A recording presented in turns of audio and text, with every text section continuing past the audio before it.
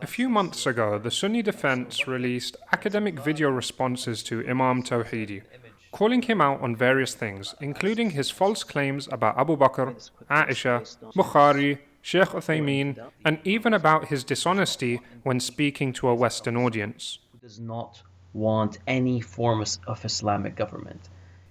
Instead of engaging us in an academic manner, he has attempted to intimidate a member of the Sunni Defense by baselessly accusing him of extremism and links to terrorism. On his website, imamtawhidi.com, he posted an article which states Bahraini resident Farid is an online activist who produces extremist content and preaches militant Islamism and other dangerous ideologies which result in sectarian conflict and violence. He is currently working together with other like-minded individuals, producing content based on hardline ideology similar to that of ISIS and Al-Qaeda. His activism revolves around the promotion of militant Islamism, Islamic extremism, jihadism, and which contributes to the radicalization of vulnerable Muslim youth. He even went to the low of putting a reward up of $5,000 for information exposing him. The intimidation is clear. Tawhidi asks for information about Farid's location, full name, whereabouts, friends, and even his family. The same article was also posted on inteldesk.org, the website for Tawhidi's organization, the Intelligence Desk, which, by the way, looks suspiciously similar to Tawhidi's website, and was also tweeted by Tawhidi and the Intelligence Desk Twitter accounts.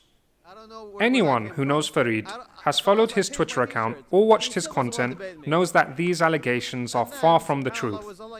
Farid's da'wah is purely academic and he has never called to violence. In the past, Tawhidi has used the same tactic of intimidation by throwing baseless allegations against various figures he disagrees with, like Linda Sarsour, who he called a jihadist, and even Hillary Clinton. The intimidation isn't going to discourage us at the Sunni Defense from continuing to challenge and refute Shi'ism and the Shia allegations towards Ahl Sunnah. Unfortunately, Tawhidi isn't the only member of the popular faces of the Shia community in the English-speaking world who has hurled insults towards us instead of responding to our academic content. It is becoming a trend, and we have come to expect this sort of lowly behavior in response to our well-researched arguments and content. During a live Q&A session, members of the Sunni Defense were discussing some ridiculous accusations by some members of the Shia community that we support extremism and mutilation of corpses. We had this to say. Did you have anything to say with some of the accusations to do with extremism? Definitely. I mean, there was this accusation that, we're extremists and we support beheadings and whatnot. And there's a lot to say about that. So do you support beheadings? And of course not, it's haram. التمثيل في Islam, doing anything to a dead body in itself is haram, let alone cutting off the head of someone who's dead in the first place. It's mutilation.